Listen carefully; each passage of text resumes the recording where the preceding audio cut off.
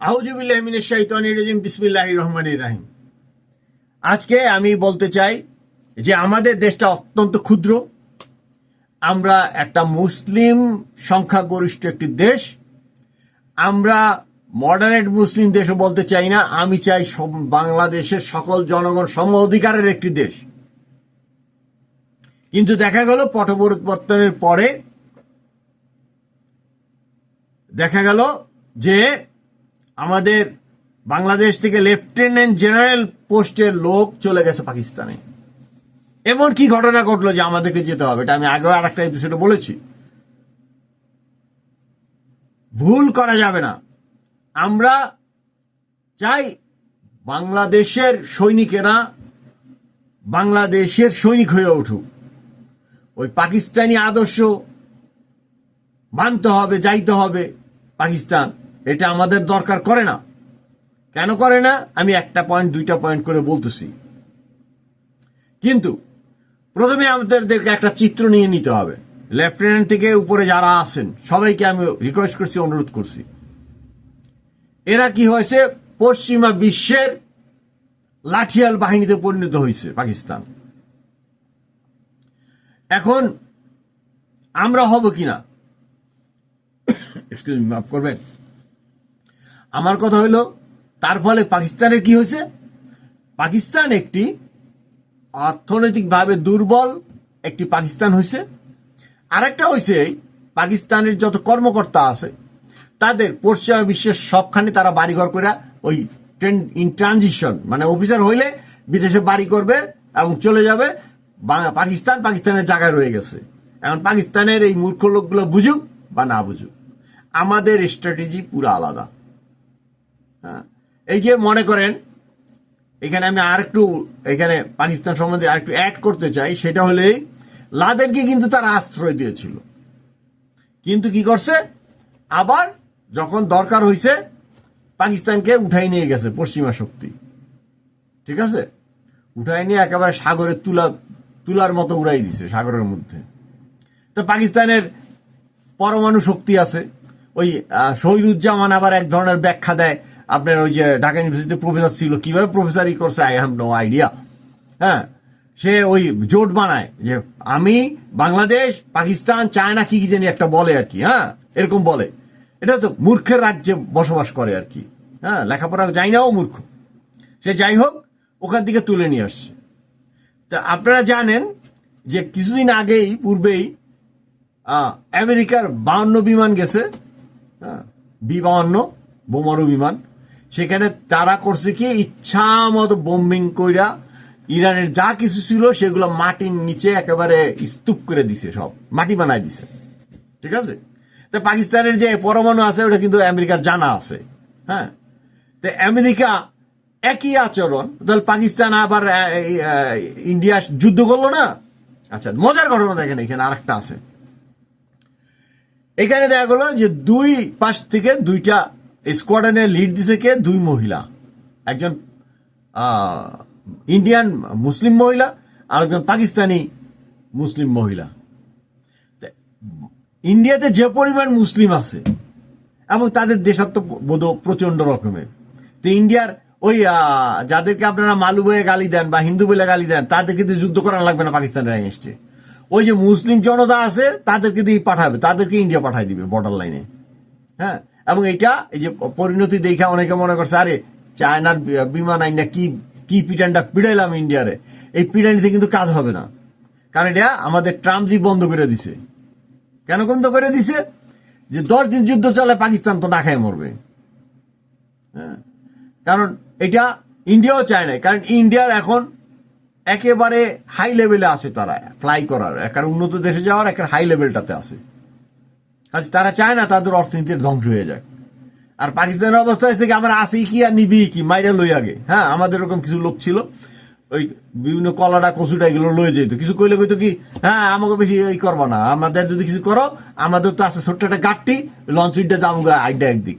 হ্যাঁ, তা আমরা এই কলাটা কচুটা খাই, এটা নিয়ে আবার ঝামেলা করো কেন?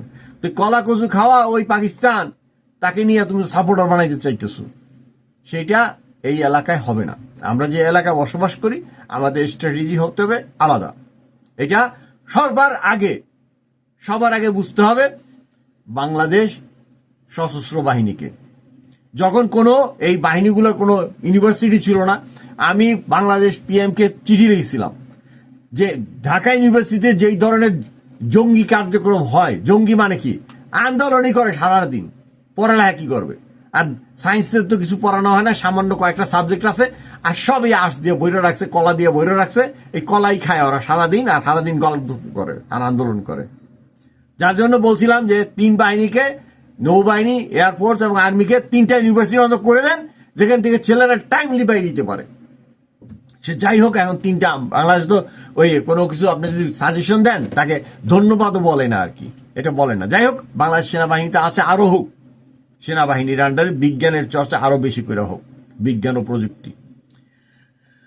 তো যেই কথা বলতেছিলাম, তো ওই যে যেইখানে পাকিস্তান যা কিছু বানাইছে রাখছে, ওইটা ইয়ার নখদর্পণে আছে, হ্যাঁ, ইউএসএ বা পশ্চিমা বিশ্বের নখদর্পণে আছে। কিন্তু সেম থিং কিন্তু ইন্ডিয়ার ক্ষেত্রে প্রযোজ্য না। আর একটা দিক হইলো এই, চায়নার সাথে ইন্ডিয়ার সাথে একটু লাগালাগি হয় মাঝে মাঝে, বর্ডার লাইনে যেখানে বরফ টরফ পরে আর কি। It's a very minimal. হ্যাঁ, আমাদের দেশে কিন্তু একটা সংগঠন আছে, হিন্দু বৌদ্ধ ঐক্য পরিষদ। শেখ হাসিনা নিজে জিজ্ঞাসা করছিল, আমাকে মুসলমান টুসলমান রাখবা না তোমরা? হ্যাঁ, তে ওরা যখন এক হবে, তখন তোমাদের কিন্তু অস্তিত্ব থাকবে না। আজকে যদি এশিয়াতে চায়না ইন্ডিয়া যদি এক অক্ষে থাকে, তো সারা পৃথিবীতে ওরা দুজনই পিটাই রাখতে পারে, আর কারো লাগে না। তারপরে যদি ধরা যাক পশ্চিমের থেকে যদি আবার রাশিয়ায় জয়েন করে, তাহলে কিন্তু এদেরকে ঠেকানোর ক্ষমতা কারো নাই। তো তুমি বাংলাদেশ কোথায় যাইবা? তো বাংলাদেশ সেনাবাহিনী কে অবশ্যই এই বিষয়গুলা মাথায় রাখতে হবে। তা আমি এখনো বলি যে ওই যদি বার্মার সাথে প্রথম পরীক্ষাটা হয়ে যাক, এই যে আমাদের 20 লাখ লোক পাঠাইছে বার্মা, এই বার্মার এইখানে যায়া বার্মার অন্তত 2টা 3টা 4টা ডিস্ট্রিক্ট দখল করে এই লোকগুলোকে সেখানে পাঠানো হোক। আমাদের আমি এইটুক করে দেখ, সাথে আমাদের জনগণ তো আসি। হ্যাঁ, তো বাংলাদেশকে যদি ওই বার্মা বা মিয়ানমার পদানত করতে চায়, এটা স্রেফ 6 ঘন্টা টাইম লাগবে, 6 দিন। আর ইন্ডিয়ার ক্ষেত্রে 6 ঘন্টা। আপনারা যদি আমার চ্যালেঞ্জ নিতেন, যে কোনো অফিসার, ইন্ডিয়ার ক্ষেত্রে বাংলাদেশকে সারেন্ডার করানো 6 ঘন্টা টাইম, আর মিয়ানমার 6 দিন অ্যাট বেস্ট। কেন 6 দিন? ওকে কোনো কিছু কিনতে হবে না, আপনি কিনে আনবেন চাইনিজ জিনিস, প্রত্যেক 3 বছরে প্রত্যেকটা নেক্সট জেনারেশনে চলে যায়, নেক্সট জেনারেশন আইটেম বের করে প্রত্যেকে, উন্নত দেশগুলো। তা আপনি কিনবেন চায়না থেকে পয়সা দিয়ে, মিয়ানমার তো পয়সা দিয়ে কিনবেন, ওরা ধার দিয়ে দিবে, যে যা বেটা মাইরায় আমার কাছে বেতার বেচে হলাইছি। থিঙ্ক অ্যাবাউট, আমাদের নিজস্ব প্রযুক্তিতে যাইতে হবে। এই জন্য কি দরকার? সবচেয়ে বাছাই করা লোকগুলো আমার সেনাবাহিনীতে যায়। এখানে ঢাকা ইউনিভার্সিটি রিসার্চ হয়, তা ঢাকা ইউনিভার্সিটি রিসার্চ নয়, আর কোন ইউনিভার্সিটিতে হয়? এগুলো তো গাল গল্প করে বসে, ইতিহাসটাও ঠিক মতো পড়ে না। হ্যাঁ, ইতিহাসটাও ঠিক মতো পড়ে না। সমস্যাটা তো ওইখানে। 3 জন মুসলমান একখানে হয়ে গেলে একটা রাজনৈতিক দল করে ফেলায়, ঠিক আছে? কাজে আমি বলবো যে আপনারা আরো ইউনিভার্সিটি করেন। প্রথমে সেনাবাহিনীতে ঢুকতে হবে ওপেন। বাংলাদেশ মানব জোট আসি, প্রত্যেকটা লোককে সেনাবাহিনীতে ঢুকতে হবে, বা সশস্ত্র বাহিনীতে ঢুকতে হবে, বিজিবিতে ঢুকতে হবে। তারপরে ওইখান থেকে এসএসসি পাশের পরে বাছাই করে 3 বছরের ট্রেনিং হবে। 3 বছরে তাদেরকে ইন্টার লেভেল যেটা আছে এটা করানো হওয়ার পরে দেখা যাবে যে কে বিজিবিতে যাইতে চায়, কে পুলিশে যাইতে চায়, কেউ আর্মিতে যাইতে চায়। হ্যাঁ, আর বাছাই করে মেধাবীগুলাকে বিজ্ঞান এবং প্রযুক্তির দিকে নিয়ে যেতে হবে। সবার জন্য সবার উপরের লেভেলের যত জব আছে, এই জবগুলা কোনো ক্রমেই আর্মির যদি অন্তত 1 বছর ট্রেনিং না থাকে, হ্যাঁ, কেউ 1 বছর ট্রেনিং দিয়েও বাইরে যেতে পারবে। 1 বছর ট্রেনিং না দেওয়া থাকলে সশস্ত্র বাহিনীতে কোনো জব হবে না। তুমি প্রাইভেটলি থাকো, প্রাইভেটের জব করো, সব কিছু করো, কোনো সমস্যা নাই। কিন্তু প্রাইমারি রিক্রুটমেন্ট সশস্ত্র বাহিনীতে হইতে হবে। এবং ক্লাস 10 পর্যন্ত পড়ে জয়েন করে 1 বছরের ট্রেনিং, তারপরে চলবে যে কে কোন দিকে যাবে ওইটার উপরে আরো 2 বছর পড়াইয়া ইন্টার, তারপরে আর কে কোন দিকে যাইতে চায়। হ্যাঁ, টেকনোলজিক্যালি আমাদেরকে আগায় যাইতে হবে। এমন মিসাইল বানান যেটা দিয়ে মারলে পিকিং এর প্যাট ফুটা হয়ে যায়, ওই রাওয়ালপিন্ডির প্যাট ফুটা হয়ে যায়, দিল্লির প্যাট ফুটা হয়ে যায়। আমরা যেটা বানাবো নিজেরা করব। ধার করা ওই চিন্তা ভাবনা বাদ দেন। আর ওই পাকিস্তানি আর্মির মতন বিদেশে বাড়ি করবেন, বাংলাদেশের জনগণ মেনে নেবে না এবং পারবেন না সেটা। বাংলাদেশে বসে পারবেন না, কারণ আমাদের স্ট্র্যাটেজি আলাদা, আমাদের ভৌগোলিক অবস্থান আলাদা। হ্যাঁ, কারণ আমি আগেও বলেছি যে পাকিস্তান থেকে শুরু করে আপনার 1/3 অফ আফ্রিকা আপনি যাবেন, মুসলিম ভূমি ছাড়া অন্য কোনো ভূমি আপনাকে পারাইতে হবে না। আমাদের লক্ষ্য থাকতে হবে যে আমরা তাইওয়ান হব, আমরা কোরিয়ান হব, আমরা জাপানের কাছাকাছি যাব, আমরা এই সিঙ্গাপুরের কাছাকাছি যাব, আমরা অর্থনৈতিকভাবে এবং শিক্ষায় আগায় যাব। এই চেষ্টাটা করেন, গণতন্ত্রের দিকে যান এবং বাংলাদেশে ওই যে ভাগাভাগির রাজনীতি, পরে ক্ষমতারটা নামাইছে আর কাছে আসতে দেবো না, ওর গোষ্ঠী হুদ্দা আসতে দেবো না, ওর দাদা 14 পুরুষদের আসতে দেবো না। হ্যাঁ, যারা ইয়াং জেনারেশন আছেন চিন্তাটা ঠিক মতো করেন। হ্যাঁ, চিন্তার পরিপক্কতা আনেন। আওয়ামী লীগ ধুয়ে দেবেন, জাতীয় পার্টি ধুয়ে দেবেন, আরেকজনকে অপছন্দ তারে ধুয়ে দিবেন, এটা কোনো পথ না। আর বাংলাদেশ সশস্ত্র বাহিনীকে আমি আবার রিকোয়েস্ট করছি, আপনারা আবার বসেন, আপনাদের লেফটেন্যান্ট থেকে শুরু করে সবাই মিলে বসেন যে কিভাবে এই যেই আমাদের পশ্চাৎপদতা রয়ে গেছে চিন্তা চেতনায় এবং রাজনীতিতে, সেটার থেকে আমরা কিভাবে বের হয়ে আসতে পারি। তো আমি আগেও বলছি, এখনো বলছি যে বাংলাদেশ মানব জোট প্রথম দর্শনটাই হলো যে 1 বছরের ট্রেনিং থাকতে হবে, ছেলে হোক মেয়ে হোক। মেয়ে যদি হয় তাকে নার্সিং সংক্রান্ত ইয়াতে ট্রেনিং দেওয়া হবে, ছোটোখাটো অস্ত্রের ট্রেনিং দেওয়া হবে, বাট ট্রেনিং মাস্ট। হ্যাঁ, 18 বছর 19 বছরের মধ্যে ট্রেনিং মাস্ট।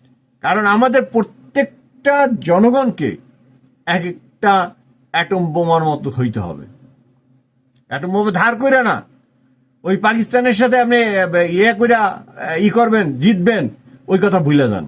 এটা অসম্ভব কল্পনা, আকাশ কুসুম কল্পনা। হ্যাঁ, আমরা যেটা পারি সেটা একটাই। দেখেন এই স্বৈরাচারে যেই কাজগুলো করছে তার মধ্যে এখন দেখেন আপনার মহিলা টিমটা দেখেন, ক্রিকেট টিমটা দেখেন, ফুটবল টিমটা দেখেন, এবং তার ভিতরে যে আপনি বিন্যাসটা দেখেন, যেখানে মুসলমান আছে, খ্রিস্টান মেয়েরা আছে, হিন্দু মেয়েরা আছে, মিলে কি জয়টা নিয়ে আসে তারা। তো দেশে ভাগাভাগি করা চলবে না।